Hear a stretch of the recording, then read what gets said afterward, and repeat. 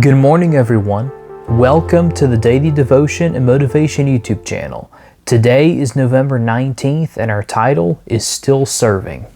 Now, Barzillai was a very old man, 80 years of age.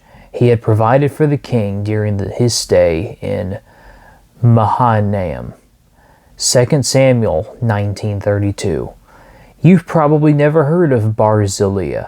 He lived in an obscure, isolated village, and virtually his whole life was behind him when we met him in the Bible. Even then, his story occupies only a few verses. But without Barzillai, the history of God's people might have been vastly different. In one of the saddest events in the Bible, King David's son Absalom revolted against his father and attempted to take the throne by force. David and his men had to flee for their lives, and by the time they reached the vicinity of Barzillai's home, they were out of supplies and in danger of starvation.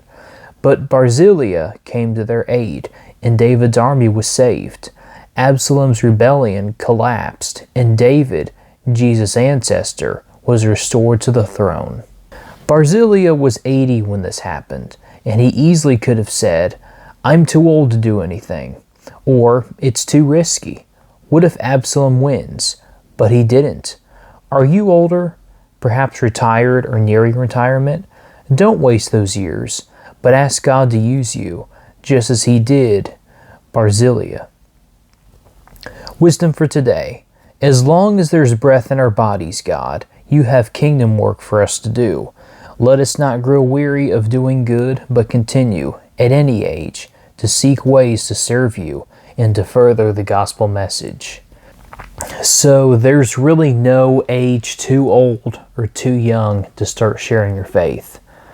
A pastor may retire from preaching to a church every Sunday, but he never retires from preaching the Word of God.